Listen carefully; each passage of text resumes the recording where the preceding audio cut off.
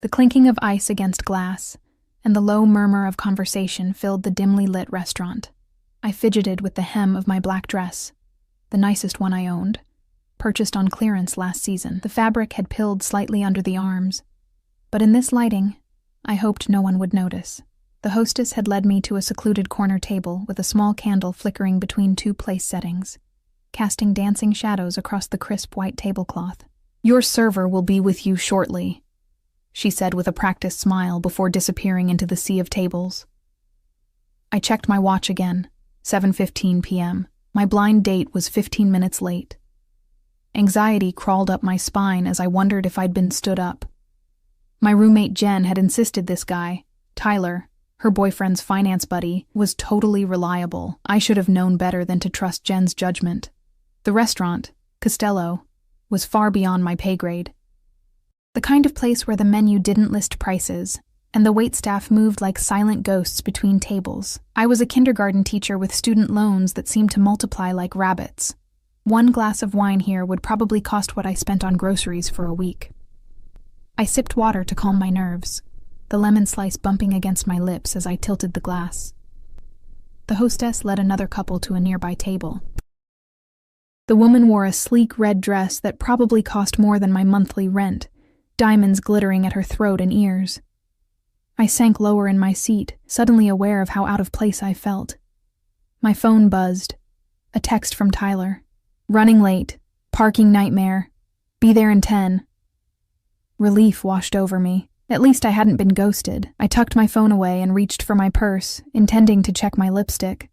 As I bent down, the purse slipped from my lap, spilling its contents across the polished floor. "Perfect," I muttered, dropping to my knees to gather my scattered belongings. Mascara, wallet, keys, and an embarrassing collection of crumpled receipts spread like confetti beneath neighboring tables. When I finally emerged, red-faced and clutching my reassembled purse, I noticed a man seated at my table.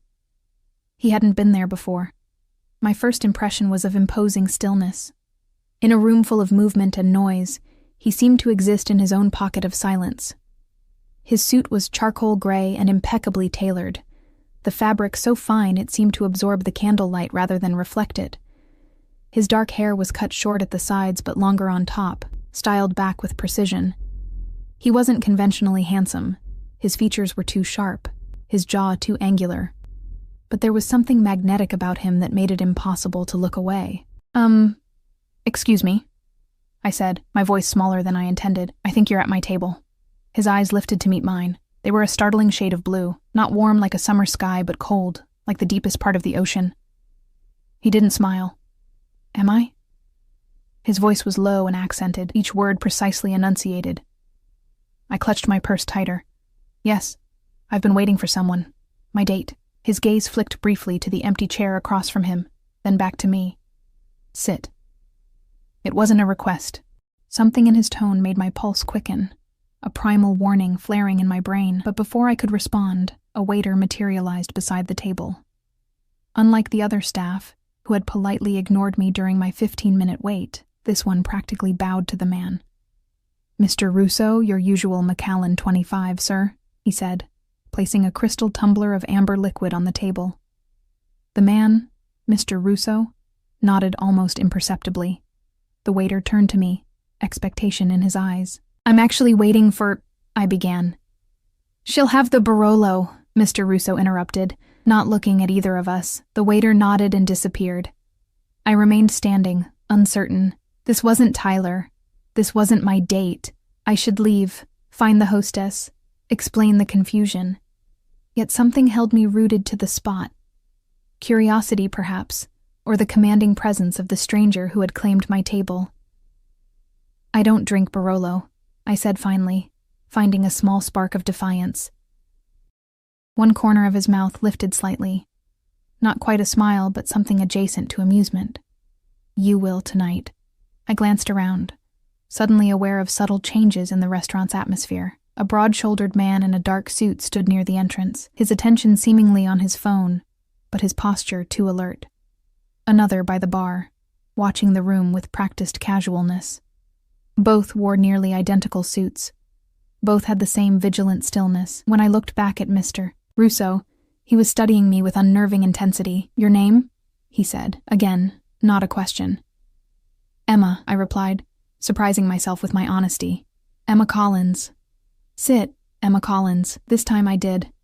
The chair scraped softly against the floor as I pulled it out. I sat perched on the edge, ready to flee at any moment. The waiter returned with a glass of deep red wine, placing it carefully before me. I didn't touch it. "You're waiting for someone, Mr. Russo observed, taking a sip of his whiskey. "A blind date," I admitted, wondering why I was sharing this with him, "but I think there's been a mix-up with the tables."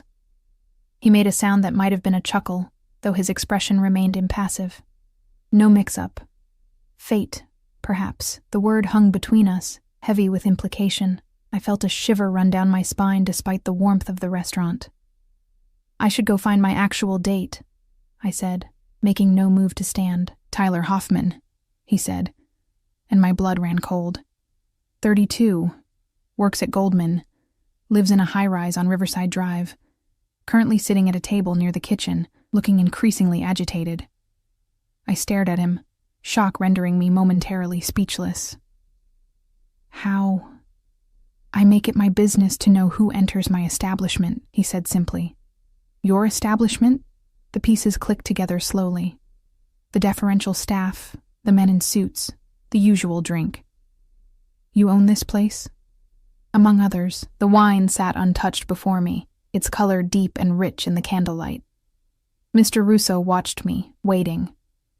The silence stretched between us, neither comfortable nor uncomfortable, simply charged with unspoken possibility. "You should try the wine," he said eventually. "It's exceptional." Against my better judgment, I lifted the glass to my lips. The wine was unlike anything I'd tasted before. Complex, velvety, with notes of cherry and spice that lingered on my tongue. "It's good," I admitted. Something like satisfaction crossed his features. "I wouldn't serve anything less." My phone buzzed again. Tyler, undoubtedly wondering where I was. I should check it. I should excuse myself. I should find my actual date, the safe, normal finance guy Jen had set me up with. Instead, I took another sip of wine. "What do you do, Emma Collins?" Mr. Russo asked, his accent caressing my name in a way that made my skin warm. "I teach kindergarten," I said, feeling oddly embarrassed by the mundanity of it. He raised an eyebrow, clearly surprised. "Children. They're more honest than adults," I replied. "More genuine." "Honesty is rare," he agreed, "and valuable." Our conversation was interrupted by a commotion near the front of the restaurant. A man in a rumpled suit was arguing with the hostess, his voice rising above the gentle hum of the restaurant. "I'm meeting someone here. She's probably waiting. Emma Collins." Tyler. I shrank in my seat, mortified as heads turned toward the disturbance. Mr. Russo's expression darkened infinitesimally, and he made the slightest gesture with his hand. One of the suited men by the door moved immediately, approaching Tyler with quiet efficiency. "Mr. Hoffman," I heard him say. "Perhaps we could speak outside." Tyler's protests faded as he was escorted toward the exit. I sat frozen, equal parts horrified and relieved. "You didn't want to meet him anyway," Mr. Russo said, as if reading my thoughts. "You don't know that," I replied, though without conviction. "He trades on insider information and has a gambling problem. He's not worthy of your time." The casual way he dispensed this information, as if Tyler's secrets were common knowledge, sent another chill through me. Who was this man who could dismiss people from his restaurant with a flick of his wrist and knew the darkest corners of strangers' lives? "Why am I still sitting here?" I asked, more to myself than to him. His eyes held mine. "Because you're curious. Because tonight was meant to be memorable. Against all reason, I stayed." The wine disappeared, replaced without my noticing. Food arrived, dishes I hadn't ordered, but that melted on my tongue in explosions of flavor. Mr. Russo asked questions, and I answered, sharing details about my life I rarely revealed to anyone: my parents' early death, my struggle through college, my tiny apartment with the leaking faucet and temperamental radiator. In return, he offered little about himself. He'd grown up in Sicily. He had business interests across the city. He valued loyalty above all else. Each crumb of information felt significant, as if I were being granted access to something precious and rare. As the night progressed, I became increasingly aware of the way other diners watched us, with deference, curiosity, and sometimes fear. When Mr. Russo stood to use the restroom, a path cleared before him instantaneously.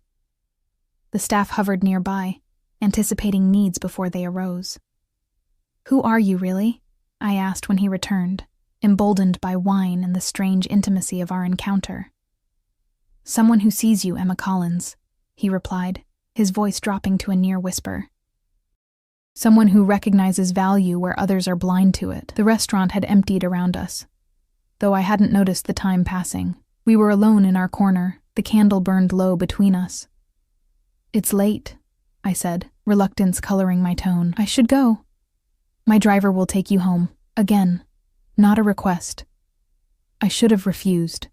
I should have called a rideshare. I should have done anything but accept a ride from this mysterious, dangerous man whose name I still didn't fully know. But when he stood and offered his hand, I took it. Outside, the night air was cool against my flushed skin. A sleek black car idled at the curb, another suited man holding the door open. Mr. Russo guided me with a light touch at the small of my back.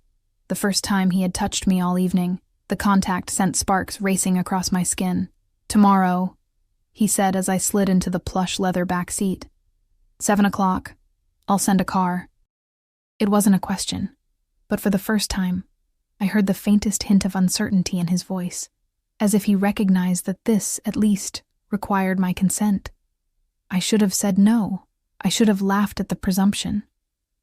I should have gone home and forgotten this strange, unsettling encounter. Instead, I heard myself say, "Tomorrow." The door closed with a soft thud. Through the tinted window, I saw Mr. Russo watching as the car pulled away from the curb. Only then did I realize I still didn't know his first name, or exactly what kind of man could command such power and fear with mere gestures.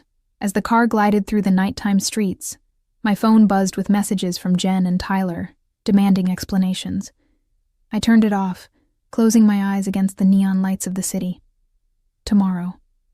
The word echoed in my mind like a promise, or a threat. What I didn't know then was that by sitting at the wrong table, by the simple mistake of meeting Alessio Russo, the most feared man in the city, I had inadvertently changed the course of my life forever, and there would be no going back. I barely slept that night. My apartment, which had always felt like a cozy sanctuary despite its flaws, now seemed claustrophobically small. The dripping faucet I'd grown accustomed to sounded unnaturally loud in the darkness, each drop an accusation. What had I agreed to? What did I know about this man beyond his commanding presence and his apparent ownership of at least one high-end restaurant? Morning brought no clarity. I went through the motions of my daily routine, brushing my teeth while staring at my reflection in the bathroom mirror. Did I look different? Could my kindergartners sense the strange electricity running through my veins? "Miss Collins, your face is all red," observed Lily during circle time, her small finger pointing at my cheeks. "Is it?" I touched my face self-consciously. I must be coming down with something. The lie came easily, but it didn't convince Lily, who continued to study me with the unfiltered curiosity only 5-year-olds possess. "My mommy looks like that when she talks to her boyfriend on the phone." The other children giggled, and I quickly redirected them to the day's alphabet lesson, but Lily's innocent observation lingered. Was I blushing at the mere thought of Mr. Russo?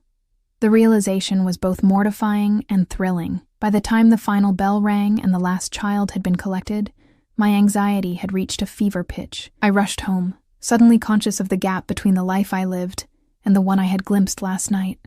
My closet seemed pathetically inadequate, full of sensible, teacher-appropriate clothing and nothing suitable for whatever tonight would bring. I called Jen in desperation. "So, now you want to talk?" Her voice was clipped with annoyance. "After ghosting your date and ignoring my texts all night?" "I'm sorry," I said, genuinely contrite. "It's complicated. I need your help." Tyler is furious, by the way. Says some goon escorted him out of the restaurant. What the hell happened, Emma? I hesitated, unsure how much to reveal. "I met someone else." "You what?" Her anger instantly transformed into excited curiosity. "Spill. Every detail." Now. I don't have time. I glanced at the clock. 5:30 already. I need to borrow a dress. Something nicer than what I have. Oh my God. I could practically hear her mind racing through the phone. You're seeing him again tonight? Maybe. I hedged. Please, Jen. Can I come over? 20 minutes later, I was standing in Jen's bedroom, surrounded by discarded dresses. Her curiosity had morphed into a relentless interrogation. Name? Alessio Russo. The name felt foreign on my tongue. I'd learned it only when the driver had asked where Mr. Alessio wanted me taken. What does he do? He owns restaurants and other businesses. I kept my voice deliberately vague, remembering the fear in the eyes of the restaurant staff. Is he hot? I paused, considering. Not exactly. He's powerful. Jen raised an eyebrow. Powerful how? It's hard to explain. I slipped into a midnight blue dress she'd handed me. He just commands attention. Rich? Definitely. She zipped me up, then spun me to face her full-length mirror. The dress was simple, but elegant, with a neckline that dipped just low enough to be interesting without being inappropriate. The fabric clung to curves I usually kept hidden beneath cardigans and A-line skirts. Perfect, Jen declared. Now shoes. By 6:45, I was transformed, at least on the surface. Jen's dress, her strappy heels, her makeup expertise, and a spritz of her most expensive perfume had created a version of Emma Collins I barely recognized. But beneath the polished exterior, my heart hammered with apprehension. Text me every hour, Jen instructed as I prepared to leave. And if anything feels off, just call. I'll come get you. I nodded, though we both knew the fragile safety net of her promise would be useless against whatever force Alessio Russo represented. At precisely 7 o'clock, my phone buzzed with a text from an unknown number. Car waiting downstairs. The same sleek black vehicle from the previous night idled by the curb. The driver, a different one today, but with the same watchful stillness, opened the door without a word. I slid into the back seat, the buttery leather cool against my bare legs. Where are we going? I asked as we pulled into traffic. Mr. Russo's residence, miss. My stomach tightened. Not a restaurant or public place, but his home. The car wound through the city, eventually turning onto streets lined with mansions set back from the road. We passed through wrought iron gates that opened silently at our approach, then up a curved driveway to a house that looked more like a small castle than a residence. Stone walls rose 3 stories high, with large windows glowing warmly against the twilight. Perfectly manicured gardens stretched in every direction, and a fountain bubbled softly in the center of the circular drive. We've arrived, miss, the driver said unnecessarily, opening my door. The front entrance stood open, revealing a marble foyer with a sweeping staircase. I stepped into the grandeur hesitantly, feeling like an imposter in my borrowed finery. Emma. Alessio's voice came from my right. He emerged from what appeared to be a study, still in business attire, a navy suit that made his eyes seem even more piercingly blue. You look beautiful.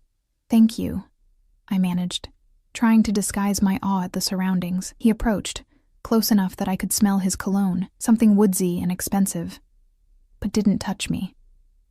Come. I thought we'd dine in the garden tonight. I followed him through the house, each room more impressive than the last. Original artwork hung on the walls. Pieces I recognized from art history classes in college, antique furniture that belonged in museums. Crystal chandeliers and marble floors and gilded mirrors that reflected our passing figures like ghosts in a palatial dream. The garden was a revelation, an intimate space enclosed by stone walls draped in climbing roses. A small table had been set for 2. Candles already lit. Wine already breathing in a crystal decanter. It was painfully romantic. Do you like it? He asked, watching my reaction closely. It's incredible, I admitted, trailing my fingers across a velvet-petaled rose. Do you live here alone? A shadow passed over his features. I have staff, of course, but yes, I live alone. He pulled out my chair and I sat, hyper-aware of his proximity. A silent server appeared with the first course. A delicate soup that tasted of summer vegetables and herbs I couldn't identify. Tell me about your day, Emma, Alessio said, his accent wrapping around my name like silk. I laughed nervously. You want to hear about 5-year-olds learning the alphabet? I want to hear about you. And so I told him about Lily's observation of my blush, about the finger-painting disaster in the art corner, about the small victories and challenges that made up my teaching day. To my surprise, he listened intently, asking questions that showed he was genuinely engaged. You love it, he observed after I described a breakthrough with a struggling student. Teaching. It's not just work for you. I do, I admitted. Children see the world with such wonder.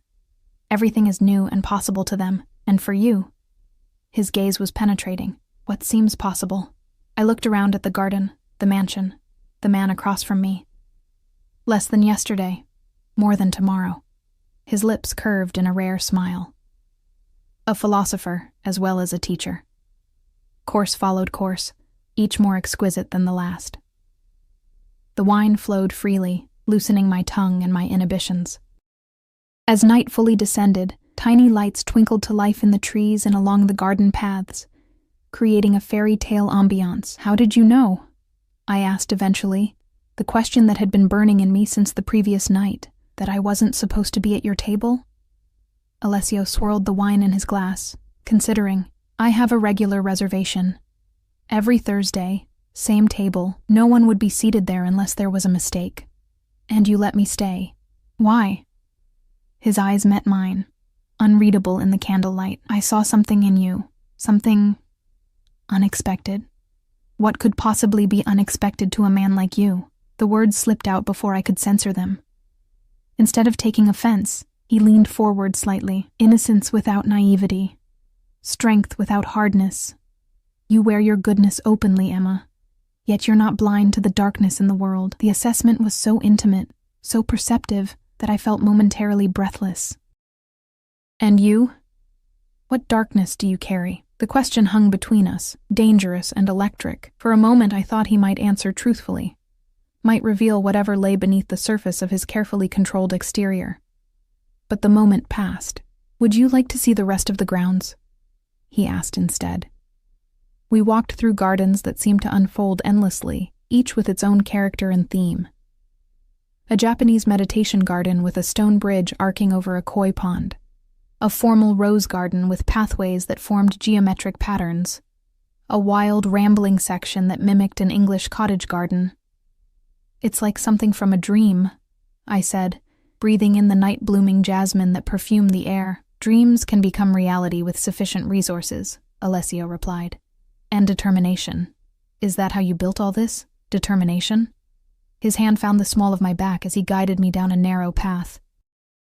The contact, simple as it was, sent electricity up my spine. I came to this country with nothing, he said quietly. Everything I have, I've built myself. And how exactly did you build it? I pressed, emboldened by wine and the intimacy of the night. What business are you really in, Alessio?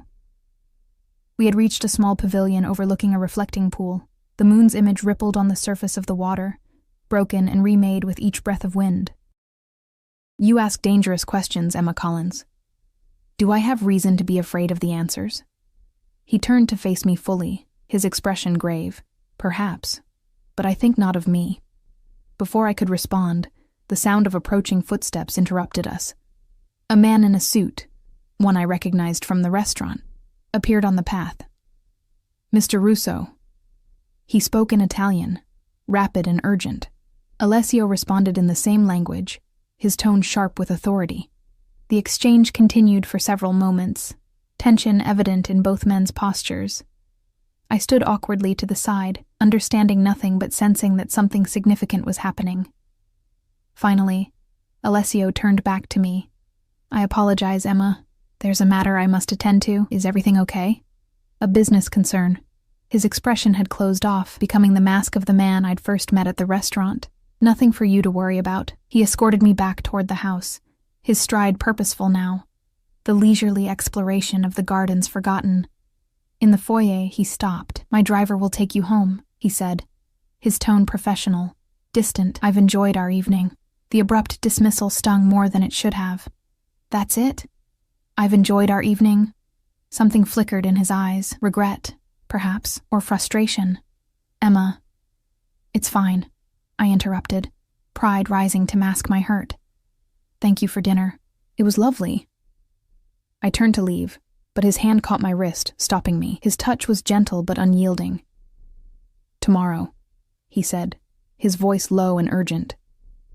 There's a charity gala at the Metropolitan Museum. Come with me. I stared at him, confused by the sudden shift. A charity gala? With you? As my guest. His thumb traced small circles on the inside of my wrist, sending shivers up my arm. Say yes. I should have said no. I should have extracted myself from whatever dangerous web I was being drawn into. I should have gone home to my normal life with its normal problems and normal joys. What should I wear? I asked instead. Relief softened his features. I'll take care of it. Be ready at 7. He released my wrist and stepped back, control reasserted. But as the driver escorted me to the waiting car, I glanced back to see Alessio watching from the doorway, his expression unguarded for once. Hungry, possessive, and something else I couldn't name. The drive back to my apartment passed in a blur of confusion and conflicting emotions. Who was this man who lived in a palace, who commanded such deference, whose business concerns interrupted romantic evenings? And why had he chosen me? As the car pulled up to my building, the driver handed me a small velvet box. From Mr. Russo, he said. Inside was a delicate gold bracelet with a single charm, a tiny key fashioned from what appeared to be actual gold. There was no note, no explanation. Just the key, gleaming in the streetlight that filtered through the car window. What does it open? I asked the driver. He regarded me with something like pity in his eyes. That's for Mr. Russo to tell you. I climbed the stairs to my apartment in a daze, the bracelet clutched in my hand. Only when I was inside, door locked and chain in place, did I notice the changes. The dripping faucet no longer dripped.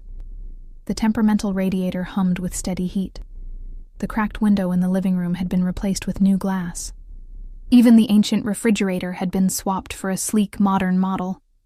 On my kitchen counter sat a single red rose in a crystal vase, with a card bearing just 2 words in elegant script. Until tomorrow. I sank onto my sofa, the bracelet still in my hand, its golden key catching the light. What had I gotten myself into? And more troublingly, why didn't I want to escape? The package arrived at noon the next day.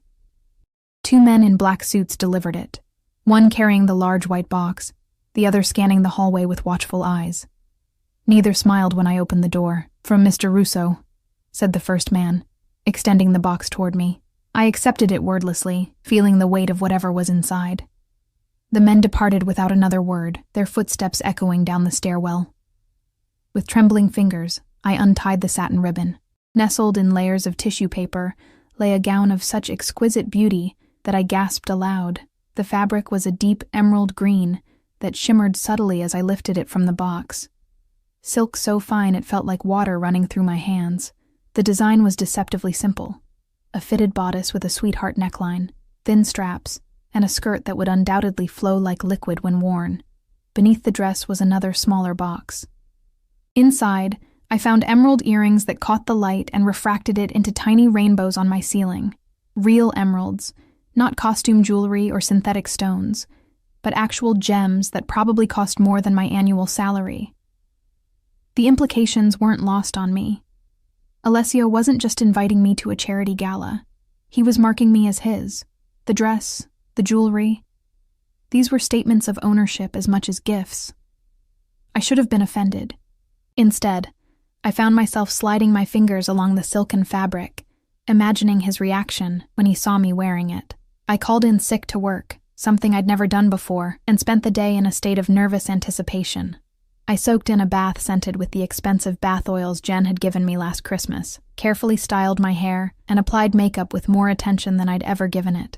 When I finally slipped into the gown, I hardly recognized the woman in the mirror. The dress fit as if it had been made specifically for me, which I realized with a start. It probably had been. How had he known my measurements? The thought should have disturbed me, but instead sent a shiver of something like excitement down my spine. At precisely 7 o'clock, my doorbell rang. This time, Alessio himself stood in the hallway, magnificent in a perfectly tailored black tuxedo. His eyes widened almost imperceptibly when he saw me, a reaction so subtle I would have missed it if I hadn't been watching for it.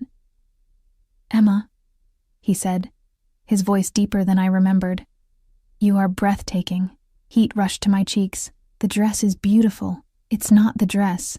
He stepped into my apartment, his presence immediately filling the small space. His eyes took in the changes his people had made.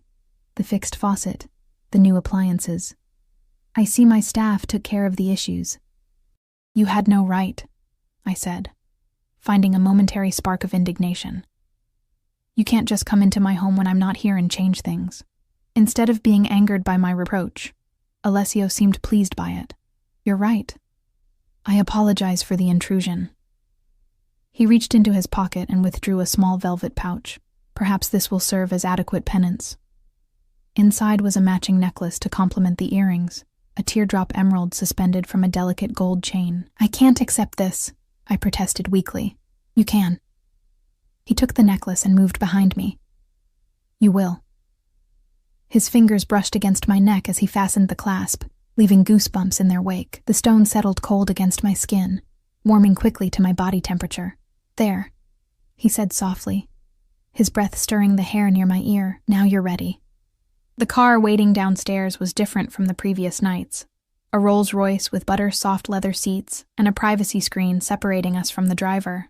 As we pulled away from my modest apartment building, I felt as though I were leaving more than just my neighborhood behind. You seem nervous, Alessio observed, watching me fidget with the emerald pendant. I've never been to anything like this before, I admitted. I teach kindergarten.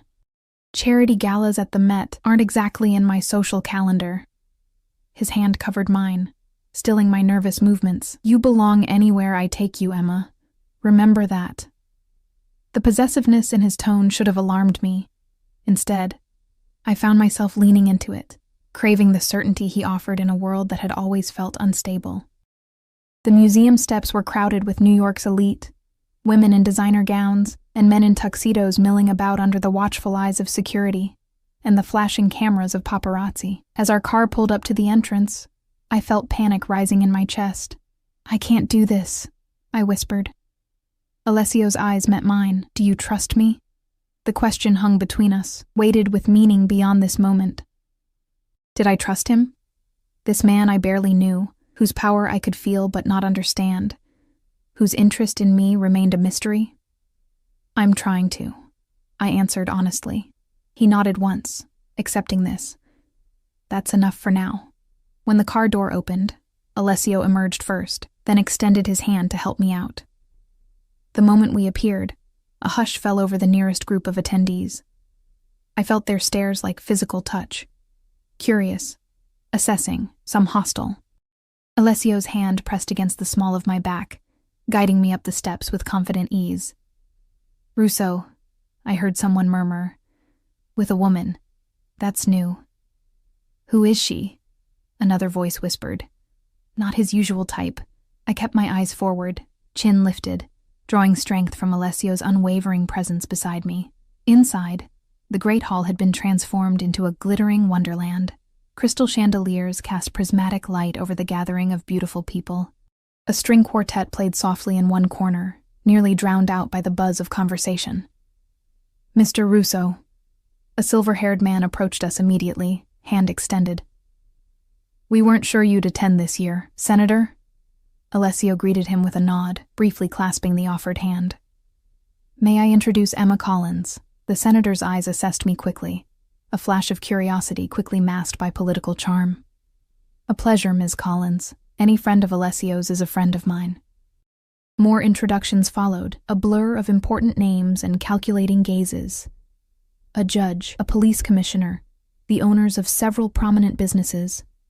Each greeted Alessio with a mixture of respect and wariness that I found increasingly unsettling. They're afraid of you, I observed quietly when we finally had a moment alone, champagne flutes in hand. Alessio's expression revealed nothing. Respect and fear often look similar from a distance and up close. His eyes met mine, something dangerous flickering in their depths. Up close, they're both about power. Who has it? Who wants it? Who's willing to do what to keep it? Before I could respond, a commotion near the entrance drew our attention. A group had just arrived, centered around a tall, dark-haired man whose stance radiated the same controlled power as Alessio's. Alessio's body tensed beside me, his expression hardening into something I hadn't seen before. "Interesting," he murmured, more to himself than to me. "What is?" "That Vittorio Calabresi would dare to show his face here. In my territory." The name meant nothing to me, but the cold fury in Alessio's voice sent a chill down my spine. I watched as the newcomer's eyes scanned the room, eventually landing on us. A smile spread across his face. Not warm, but predatory, and he began making his way in our direction. "Alessio," the man called, his accent thicker than Russo's. "What a pleasant surprise." "Vittorio." Alessio's voice was ice. "I wasn't aware you'd received an invitation." "Money opens many doors, old friend. Even yours, it seems." His gaze shifted to me, traveling down my body with insulting deliberation. "And who is this lovely creature?" Before Alessio could answer, I extended my hand. "Emma Collins." Vittorio took my fingers, bringing them to his lips. "Enchanted Bella. Tell me, how did a rose like you come to be among the thorns?" I withdrew my hand, fighting the urge to wipe it against my dress. "I'm with Alessio, so I see." His smile widened, eyes darting between us. How unexpected. The tension crackling between the two men was palpable. Around us, conversations had quieted as people sensed the brewing confrontation. "If you'll excuse us," Alessio said, his hand finding the small of my back again. "Emma and I were just leaving." "So soon?" Vittorio's mock disappointment couldn't hide his triumph at having disrupted our evening. "But the night is young, and I've only just arrived. Perhaps the lovely Emma would prefer to stay. With more entertaining company?" I felt Alessio go rigid beside me. When he spoke, his voice was so low only I and Vittorio could hear it. "Speak to her again. Look at her again, and it will be the last mistake you ever make."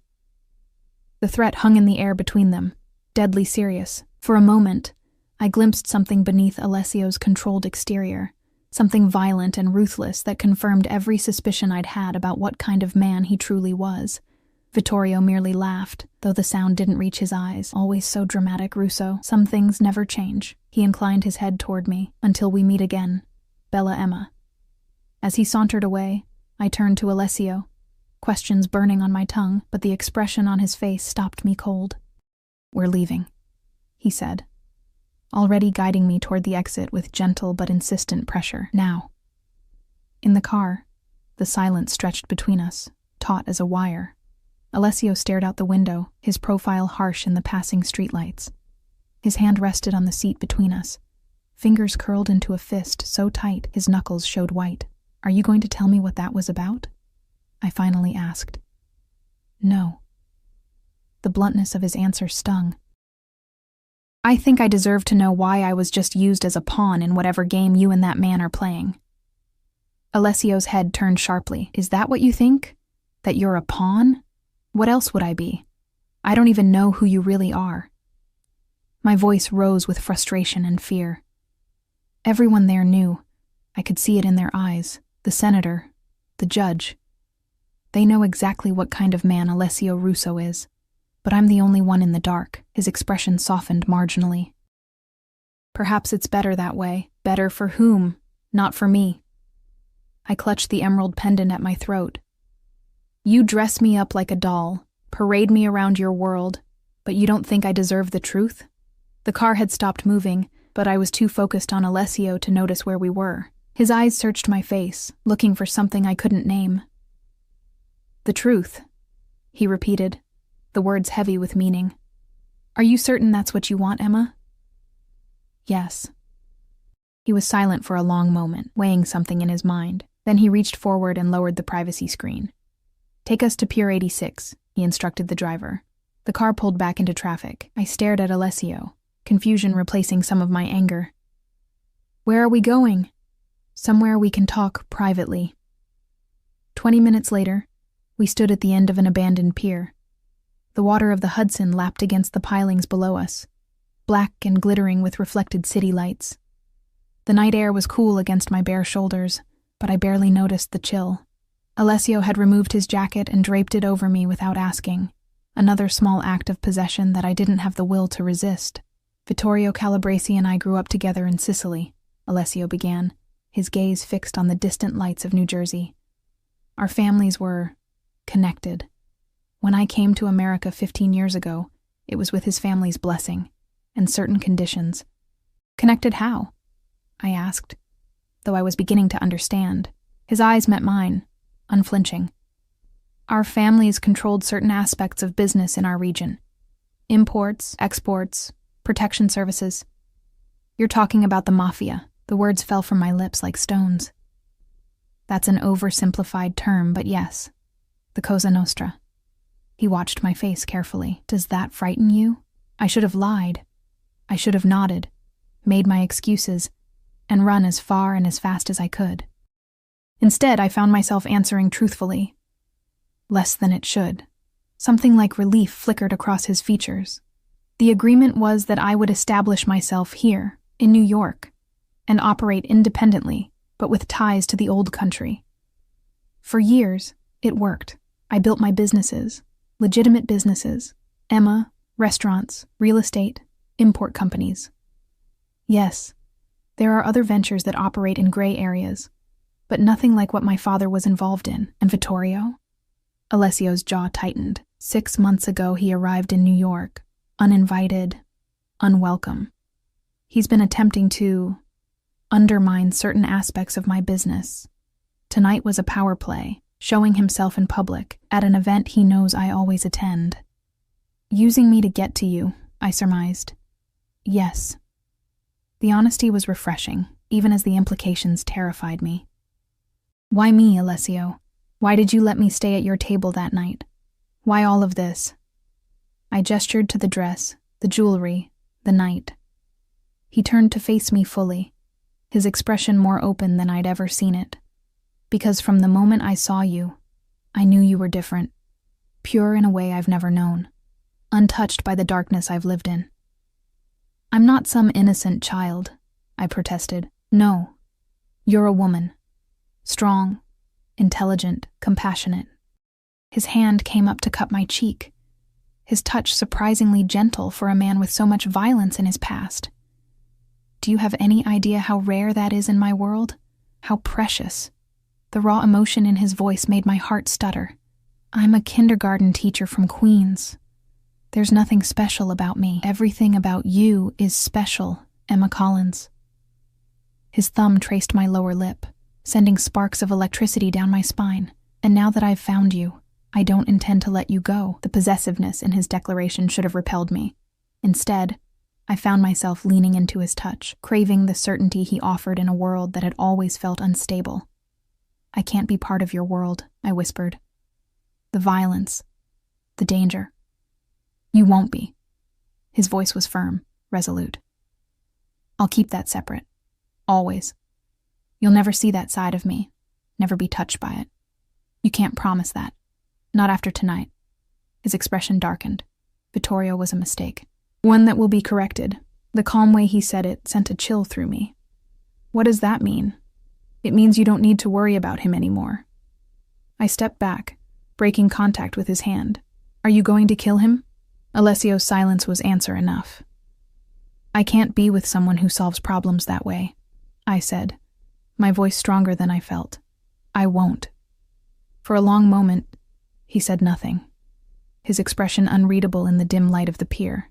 Then, slowly, he nodded. For you, he said finally, I'll find another solution.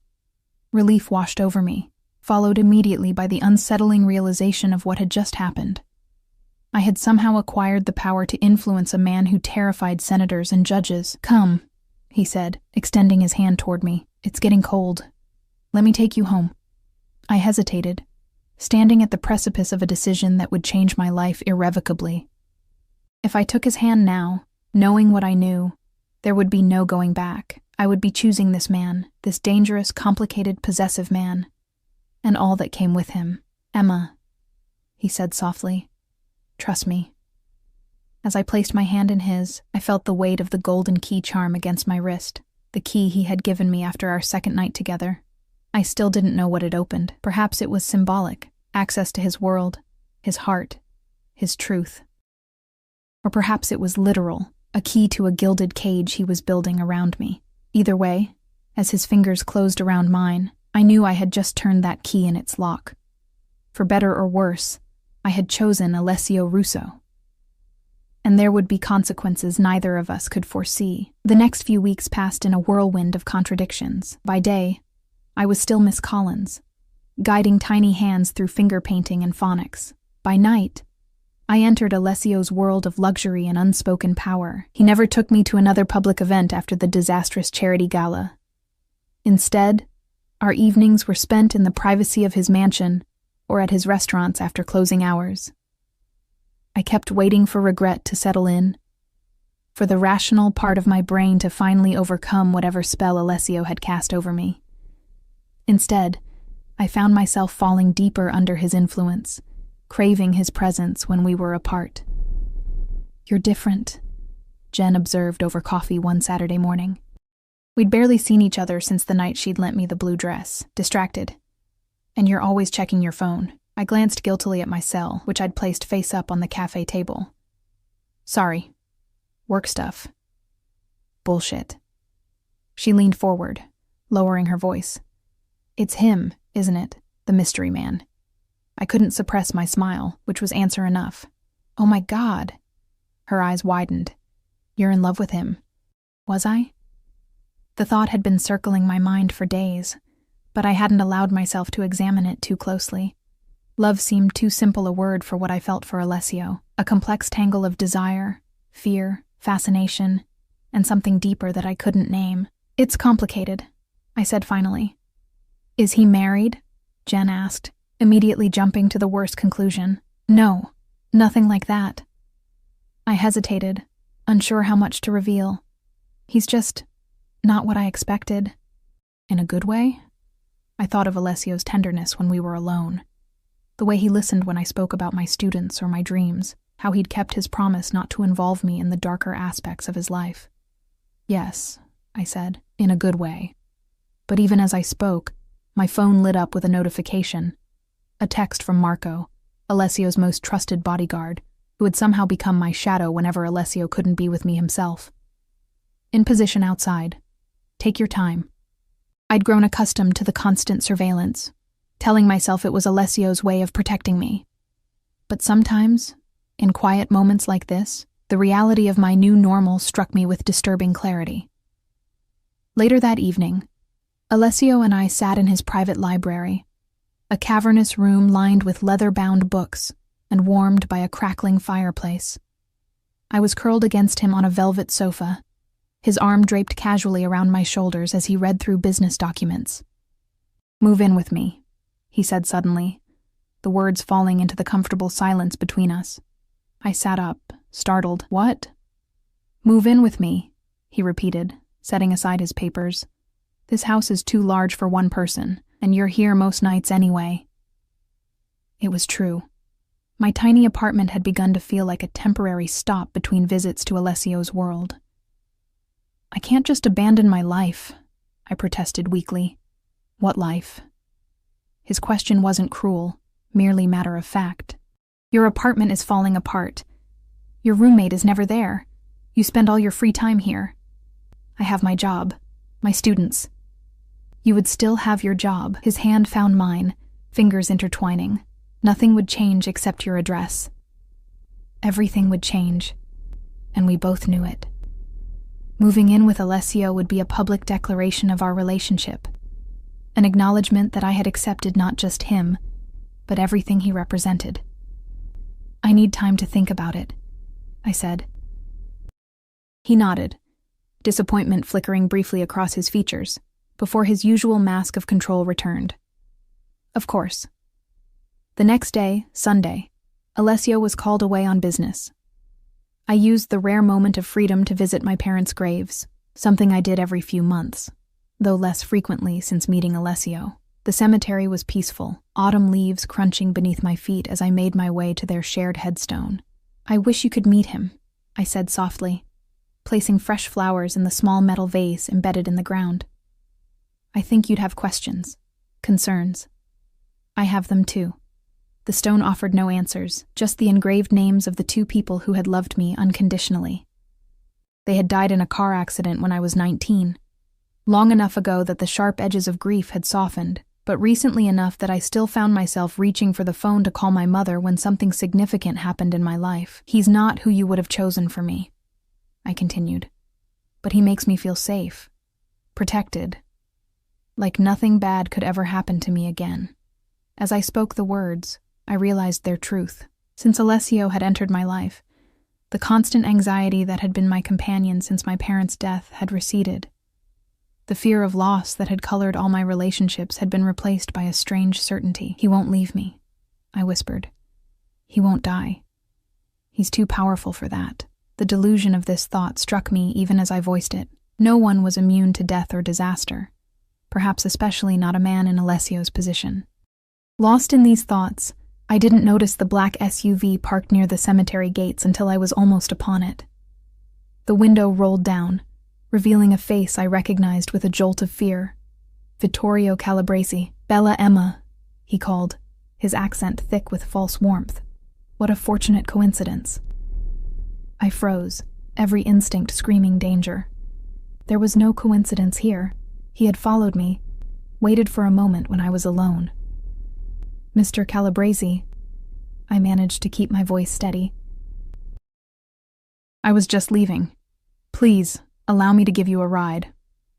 The rear door swung open. "I insist." The threat was implicit. I glanced around, hoping to see Marco or one of Alessio's other men, but the cemetery was deserted on this chilly Sunday afternoon. "That won't be necessary," I said, already reaching for my phone. "I have my own transportation." Before my fingers could touch my purse, a man stepped out from behind a nearby mausoleum, one of Vittorio's guards, his intention clear in his stance. "I think you misunderstand, Bella," Vittorio said, smile still in place. "This is not an invitation you can decline." My heart hammering, I calculated my options. Running would be futile. Screaming might bring help, but more likely would just accelerate whatever Vittorio had planned. "What do you want?" I asked, stalling. "Just a conversation." "About our mutual friend," he gestured to the open door. "Please, I would hate for this to become unpleasant." With no viable alternative, I slid into the back seat beside him, my body rigid with fear. The door closed with a soft click that sounded to my ears like a prison cell locking. "Relax," Vittorio said as the car pulled away from the curb. "If I wanted to hurt you, we wouldn't be having this civil conversation." "Then what do you want?" "Information." His dark eyes studied me with calculating interest. "How much has Alessio told you about his operation? About our history?" "Nothing," I lied. "We don't discuss his business." Vittorio laughed, the sound surprisingly genuine. "Ah, he plays the gentleman with you. How charming. And convenient. If you're trying to turn me against him, not at all. I simply want you to understand your situation clearly." He leaned back, watching me with something like pity. "Do you know why he chose you, Emma Collins? A kindergarten teacher with no connections, no wealth, no power?" The question echoed my own doubts, ones I'd been trying to silence since the night Alessio had first invited me to sit at his table. "He cares for me," I said, the words sounding hollow even to my own ears. "Perhaps, in his way." Vittorio's smile turned knowing. "But more importantly, you are malleable, impressionable. With no family to ask difficult questions, no connections to his world who might warn you." His words struck too close to home. I turned away, watching the unfamiliar streets pass outside the window. "Where are you taking me? Just for a drive? To finish our conversation without interruption?" He reached into his jacket pocket and withdrew a phone. My phone. He must have had it lifted from my purse without my noticing. "Ah, look.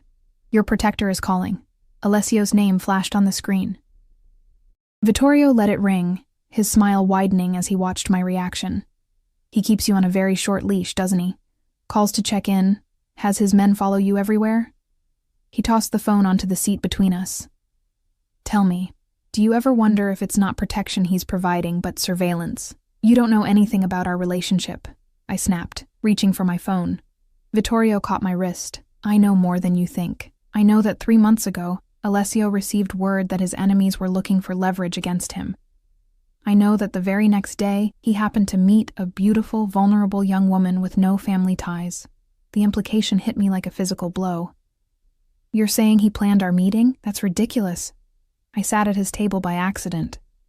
Did you? His grip on my wrist tightened. Are you certain the hostess wasn't instructed to seat you there? That your friend's blind date suggestion wasn't arranged? Doubt crept in like poison. Could it be true? Had our entire relationship been orchestrated from the beginning? He would do whatever necessary to protect his interests, Vittorio interrupted, including creating the perfect girlfriend, one who appears to have no connection to his business, who could be used as a shield against his enemies, or as bait for a trap. My phone rang again. Alessio's persistence suggested he already knew something was wrong. What do you want from me? I asked again, my voice barely above a whisper. Currently, nothing. Vittorio released my wrist. Consider this a courtesy call. A warning from someone who knows Alessio Russo better than anyone. He is not who he pretends to be with you. The car had circled back, returning to the cemetery where my parents lay. As it rolled to a stop, Vittorio leaned close, his breath hot against my ear. Ask him about Sofia, he whispered. Watch his face when you say her name. Before I could respond, the door opened. I scrambled out, clutching my phone like a lifeline. The SUV pulled away immediately, leaving me alone with Vittorio's poisonous words echoing in my mind. By the time I reached my apartment, missed calls and messages had filled my phone. I responded to Alessio with a brief text. I'm fine, needed some time alone, but couldn't bring myself to answer when he called again. Who was Sofia? Why would her name affect Alessio? And most disturbingly, had our meeting truly been orchestrated? I spent a sleepless night turning these questions over in my mind. By morning, I had reached a decision. I would confront Alessio directly, ask about Sofia, watch his reaction just as Vittorio had suggested. His response would tell me everything I needed to know. When I arrived at school the next day, the principal called me into her office immediately. Emma, she said, her expression grave. There's been an incident. I'm afraid I need to place you on administrative leave. What? I stared at her in confusion. What incident? She slid a folder across her desk. Inside were printouts of emails from my school account to a parent, containing inappropriate comments about their child. These aren't mine, I protested, scanning the messages with growing horror. I never wrote these. The technology department confirmed they came from your account, she said, sympathy mixing with professional distance. We have to investigate. It's standard procedure. I left the school in a daze, clutching the folder of fabricated evidence. This was no coincidence. It had to be connected to Vittorio, to yesterday's warning. He was showing me how easily my life could be destroyed. Or was it Alessio? A test of my loyalty, perhaps. A way to make me more dependent on him just as he'd asked me to move in. By the time I reached Alessio's mansion that evening, my confusion had hardened into determination.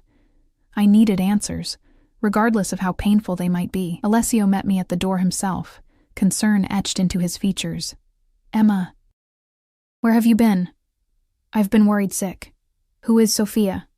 I asked without preamble. His reaction was everything Vittorio had promised. The color drained from his face, his body going completely still as if I'd struck him physically. Where did you hear that name? He asked, his voice barely audible. And in that moment I knew, whatever lay at the heart of Alessio Russo, whatever darkness, whatever secret, it was bound up in that name, Sofia.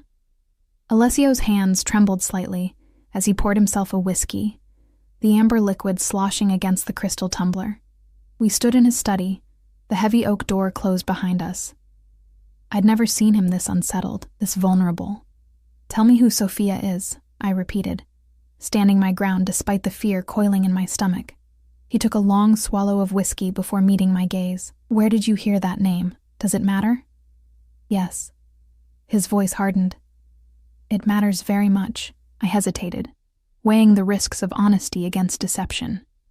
Vittorio Calabresi, the crystal tumbler shattered in Alessio's grip. glass and whiskey spraying across the expensive carpet. Blood welled from his palm, but he seemed not to notice. "When?" he demanded. "When did you speak to him?" "Yesterday, at the cemetery." I lifted my chin. He found me visiting my parents' graves. Alessio moved suddenly, reaching for his phone on the desk. "Marco!" he barked when the call connected. "Find Vittorio, now." "Alessio." I stepped forward, grabbing his wrist. "Stop. Just tell me who she is." He stared at me, conflict raging behind his eyes. For the first time, I saw the full extent of his struggle, the man who wanted to shield me from his world battling with the man who lived in darkness. "Was she your wife?" I asked quietly. "A lover?" Alessio sank into his leather chair, the fight suddenly draining from him. "My daughter." Of all the possibilities I had imagined, this one had never occurred to me. I stood frozen, watching as he removed a handkerchief from his pocket and wrapped it around his bleeding hand with mechanical precision. "You have a child," I finally managed. "Had." The word fell like a stone between us. "She died. 5 years ago." I moved to the chair opposite his desk, my legs suddenly unsteady. "I'm sorry. I didn't know." "No one knows." His eyes lifted to mine, raw with an old grief. That was the point. What happened to her? Alessio was silent for a long moment, his gaze fixed on some middle distance. When he spoke, his voice was flat, as if reciting facts about someone else's life. "Sophia was 3 when she was taken. A retaliation kidnapping. My enemies using her to control me." His hand clenched around the bloodied handkerchief. "I did everything they asked, gave them territory, money, influence, but it wasn't enough." Horror crept through me as I began to understand where this story was heading. "Alessio." "I found her 2 weeks later," he continued, as if he hadn't heard me. "In an abandoned warehouse. She was already gone." Tears spilled down my cheeks, but Alessio's eyes remained dry. His grief calcified into something harder than sorrow. "After that, I erased her." His voice dropped to nearly a whisper. "Every photograph, every record, every trace that she had existed. I sold the house we'd lived in, fired the staff who had known her. I made it as if she had never been born." "Why?" The question escaped before I could stop it. "Because the men who took her are still out there." His eyes met mine, blazing with a cold fury that made me shrink back. "And when I find them, when I finally make them pay, I don't want them to know it's coming. I don't want them to have any connection between Sophia and me that might warn them." The magnitude of his pain, and his rage, stole my breath. This wasn't just grief. It was vengeance stretched across years, a purpose that had consumed him. "Sophia's mother?" I asked softly. "Died in childbirth." He closed his eyes briefly. "I raised Sophia alone. She was everything." I thought of the empty mansion with its perfect gardens, the solitary man who commanded fear and respect throughout the city. How hollow his power must have seemed in the face of such loss. "What did Vittorio tell you?" Alessio asked, his composure returning by degrees. I hesitated, then decided on complete honesty. "He implied that our meeting wasn't an accident, that you arranged it because you needed someone with no family connections, someone who could be leverage or a shield." A bitter laugh escaped him, and you believed him. It wasn't a question, and I couldn't deny the doubt that had taken root. I don't know what to believe anymore. "Did you arrange for me to sit at your table that night?" "No." His answer was immediate and firm. "That was chance, Emma. Nothing more." "Then why me? Why did you let me stay?" Alessio rose from his chair and moved to the window, staring out at the darkness beyond. "Because when you smiled at the waiter, a genuine smile, not the practiced ones I see every day, something inside me recognized you." He turned to face me. "You reminded me that goodness still exists in the world, that not everything beautiful gets destroyed." The raw honesty in his voice made my chest ache.